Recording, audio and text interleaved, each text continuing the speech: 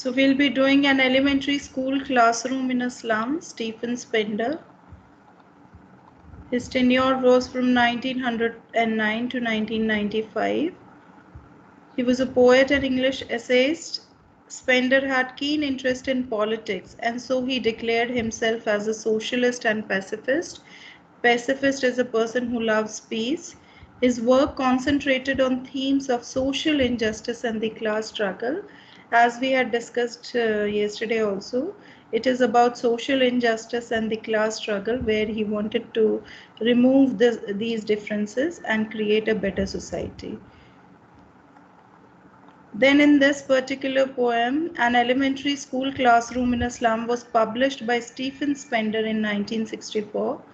And the poem resonates the poet's political views and brings forth the difficulties faced by the kids in slum. So whatever difficulties these children faces, he had portrayed this, and what we can do to improve the condition of these children. So the poem written by Stephen Spender described the social inequalities which are prevailing in the societies. So he has not taken this part for a particular country or spoken this part for a particular country. He is talking about the condition of these students throughout the world.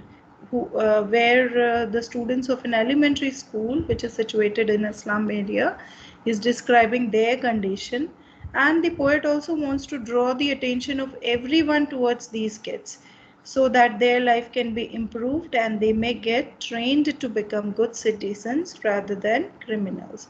Obviously, they become criminals when they are not loved, when they are not accepted by the society.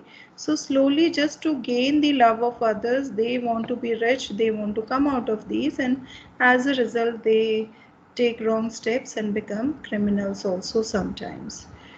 Then the theme of poverty is principal to it is the principal theme, you can say, in this, and Spender creates a crisp image of children in poverty through his description of dire situation and malnourished students, how these students are not given proper nutritious diet, rather they don't get the normal food also, three meals also.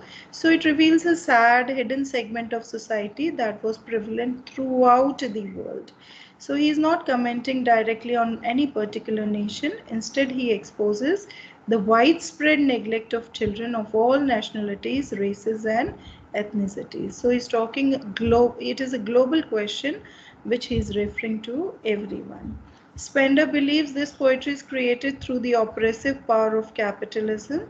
So he feels that the rich people are getting more and more rich and the poor people are getting more and more poor. So this difference should be covered up and these children should be brought out of the slum to become better citizens.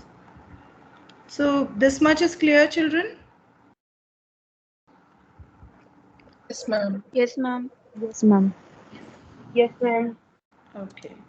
Now we'll see to the poem line by line, and tomorrow we'll be doing the poetic devices in detail separately. Okay.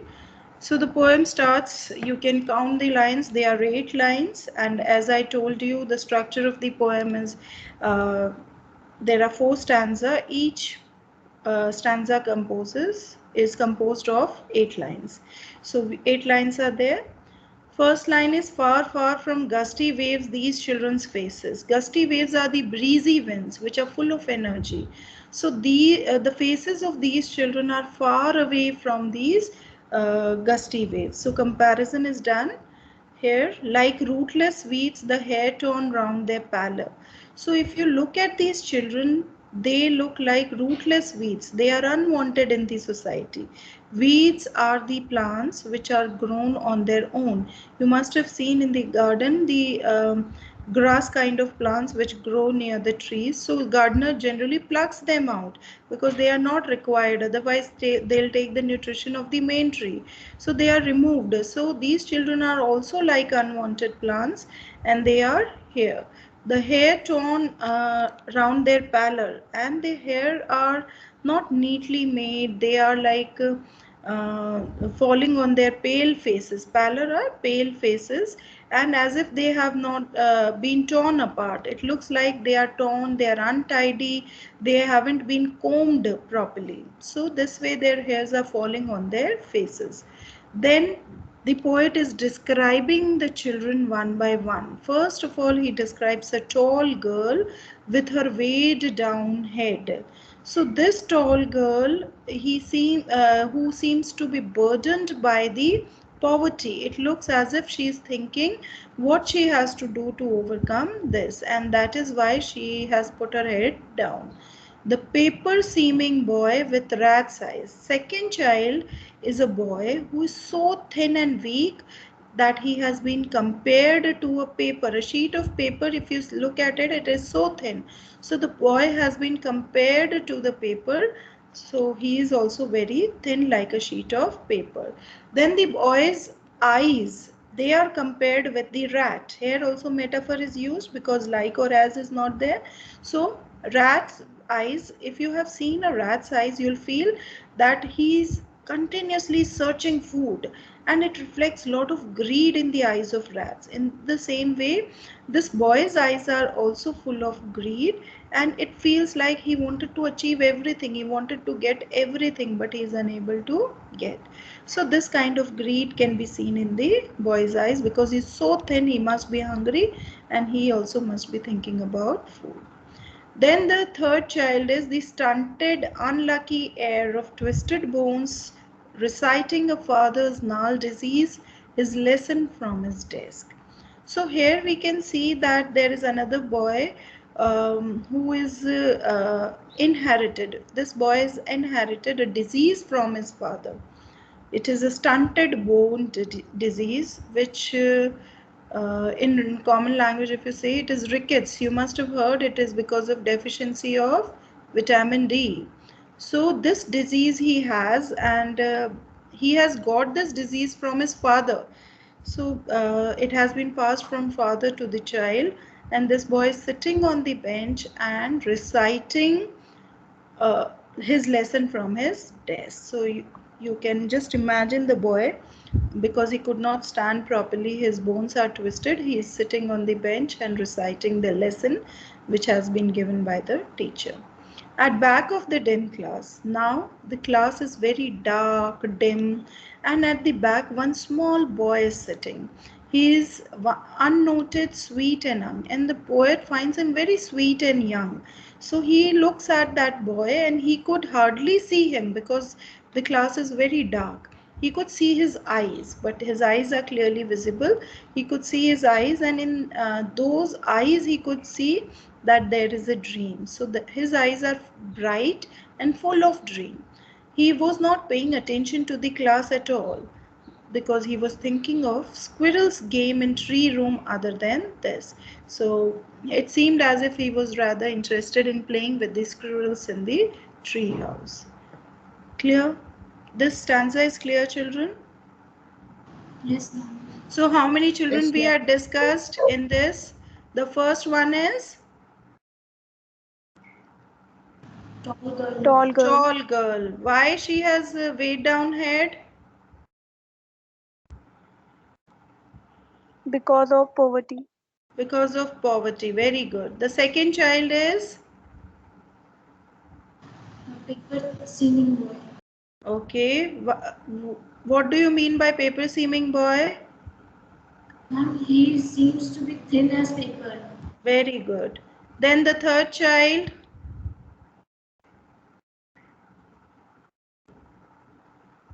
A boy with rickets.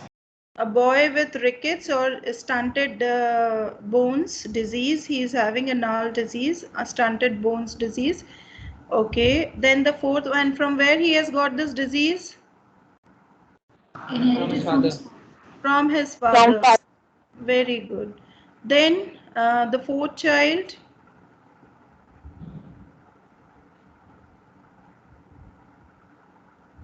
Quickly. A boy sitting in the back of the class. A boy sitting at the back of the class. And what is he thinking of? Going to the squirrel's game.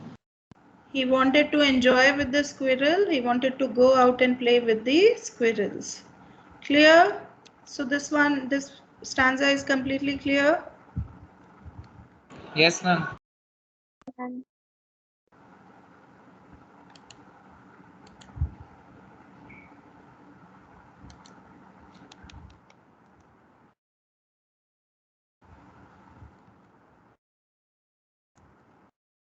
Now we can see the picture. This could be a school in slum. You can see posters which are pasted on the wall. They have got it in the form of donation. It is kind of a look of a slum school. You can see the child when he gets the food, because they are not getting good food. So sometimes when they are donated, they get some food, they feel so happy.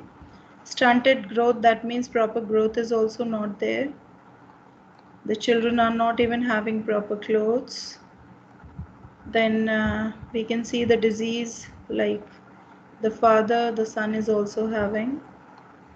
Squirrel game, this is a hole in a tree where the squirrel generally goes and comes out. So this kind of game the poet is talking about. Clear? So first stanza, now it is completely clear. Yes, ma'am. Okay, see the second stanza now. On sour cream walls, donations. So the color of the wall, the poet is saying, it is like a color of a sour cream. Sour cream, the cream which is stale. Okay, if you keep the cream of the milk outside for 2-3 days, you'll find that it has got a creamish color. So cream pun is there. We'll discuss about the poetic devices in detail tomorrow. So cream, here you can refer to the stale cream. So that kind of dirty color is there on the wall. Shakespeare's head. Then there are a few posters on the wall, in which one is Shakespeare's head. That means Shakespeare's picture is there. Cloudless at dawn, that means clear sky picture is there. Civilized dome riding all cities, that means civilized monuments, buildings, their pictures are there. Belled Tyrolees, and these buildings, some of them are like churches which has bells. Then flowery Tyrolese valley, so a valley in Austria which is beautiful and is full of flowers. That kind of poster is there on the wall. Open-handed map is there. So map also you can see it on the wall. Awarding the world its world, and yet for these children, these windows, not this map, their world, where all their futures painted with a fog. So the poet here says that on these dirty walls, to hide these dirty walls, or on these dirty walls, there are posters of Shakespeare's head. So it is the irony, children, because Shakespeare, if you take the name of Shakespeare, we talk about the rich literature which he had created, and these children will never be able to understand this literature. It is not relevant to them, and they will never be able to appreciate this literature. So that poster is not relevant. Then cloudless at dawn, these children had never seen this kind of sky, because the area in which they live, it is full of smoke, foggy. So cloudless sky or clear sky they could not see. So that kind of poster will only tempt them to see such kind of things. Then civilized dome, they can never reach to these places. Beautiful flowers, valley, green grass, they could have never seen. So these all things are irrelevant to them. Open-handed map, awarding the world its world, means their world is the slum area only, and they have been awarded with this open-handed map which is not useful. And yet for these children, these windows, not this map, their world. So for these children, the windows which open to the slum, this is only their world, nothing else. They had not seen this real world, and this world, that is the slum, it is their future is painted with a fog. Fog is smoke, and full of, like, smoky it is, full of pollution it is. So their future is painted with this such kind of fog. A narrow street sealed with a lead sky. So if you have seen the streets of the slum, they are very narrow, and They are also sealed with lead sky. Lead sky means full of pollution, full of dirt, different kind of colors are there in the sky, but it is not clear at all. So their future is also completely bad. Then far, far from rivers, capes and stars of world. So their life is far, far away from rivers. They had never seen the rivers, capes, or even the clear sky with full of stars. So that also they had never seen. So these words of wisdom, like the education which is imparted to them, it is irrelevant to them because they will never be able to appreciate them. So walls are cream in color. This is the Shakespeare picture where the poet is talking about, and it is hanging on the wall. Though it is the epitome of literature, but these children will never be able to understand the plays of Shakespeare. Then blue sky picture is there, which they have never seen because their slums are full of fog, smoke. It is hazy. It is not clear. So this cloudless sky is also irrelevant. Then the monuments which are shown to them, they are also not relevant to them. This is the Tyrolese Valley where no ice is there, ice free and completely full of flowers. So such a beautiful place. Poster is hanging in the class, which is not useful for them. Then open-handed map we can see. It is governed by powerful and influential people. So there also they cannot go and see these things. Then this is their foggy future where you can see a lot of smoke, dirt, full of smoke. So when so much smoke is emitted every time, what will happen? The sky will never be clear and they are living in such kind of atmosphere. These are capes which they could never see, rivers they could never see. Lastly, the stars, they are irrelevant because they could not see the stars, uh, sky full of stars. These words of wisdom are out of reach like the stars for them. The stanza is clear, children? Yes, ma'am. Yes, ma'am. What all pictures were there on the wall? Shakespeare's Shakespeare. What else? cloudless Cloudless sky, sky. Okay. What else? flowers and lilies, Tyrolese Valley, And monuments, modern cities. modern city. So these all pictures were there which were irrelevant to their. How is their future? foggy and smoky. Foggy and smoky. So let's move to the third stanza. Surely Shakespeare is wicked, the map a bad example, with ships and sun and love tempting them to steal. So surely it is wicked. The Shakespeare is wicked for them. It is an evil man for them because they could never understand the importance of literature which is behind him. And this map is also a bad example. It is not a good thing for them because it has the ships and sun and all the good things, and they will only they will be attracted towards them, they will be tempted towards them, and as a result what they are going to do, they are going to steal because nobody is going to give them such kind of life. So they were never liked or loved by anyone, and that is why they hate almost everyone which is outside this slum, and the desire of being loved will make them to steal. For lives that slyly turn in their crammed holes. So their lives are slyly, means cunningly, turn in their crammed holes. Crammed holes are the small cells, the very bad compact rooms you can say. Crammed holes is metaphor which is compared to their houses. So their houses are in such a bad condition. They live in small hutments.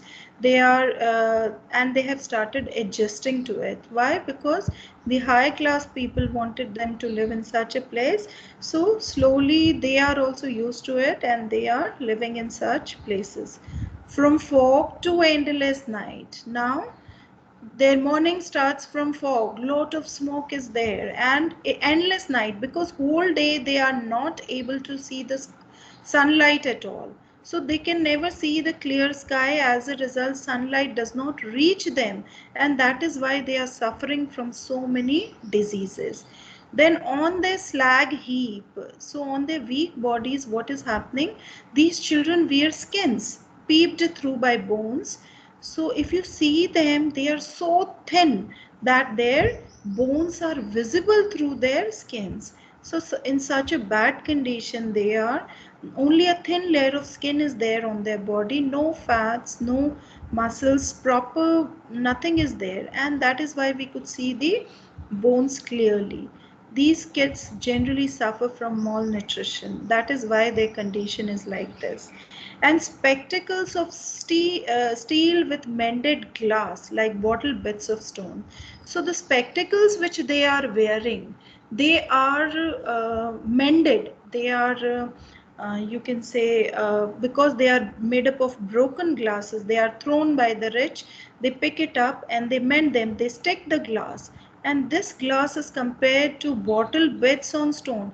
If you will take a bottle and hit it on the stone, what will happen? Pieces of glass will be there, and that glass, that spectacle, they are looking like the bottle bits of stones only. So simile is used here, comparison is done there. All of their time and space are foggy slum. So whatever the time they spend, they are there in these slums only, and they are living in this only. So foggy slum, their space and time both are these foggy slums only. So blot their maps with slums as big as Doom.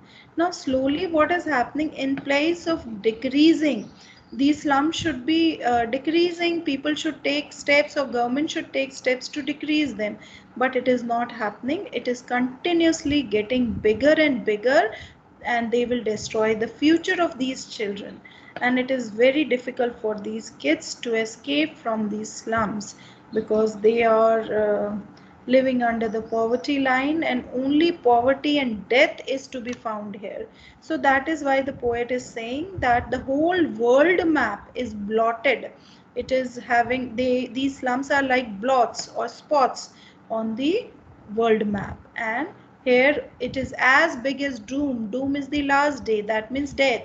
So here they are comparing to this, simile is used again here, and death only could be found here. So the slum is completely increasing in these areas in the world.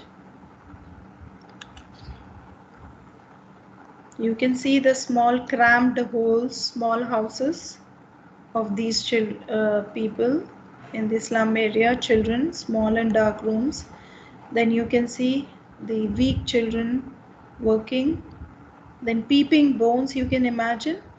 They are completely malnourished. They are not getting proper food. Bones are visible through their body. Mended glass, you can see how they mend it, how they stick it and use it. And it is compared to the bottle bits. If you crush the bottle, you can see how it is. So their willpower is also crushed in the same manner, and they could not come out of these slums. Is it clear, children? Yes, ma'am. Yes. So this world, you can say, it is blotting the map with slum. So day by day, the parts of the world, they are covered by the slum, because they are growing more and more bigger.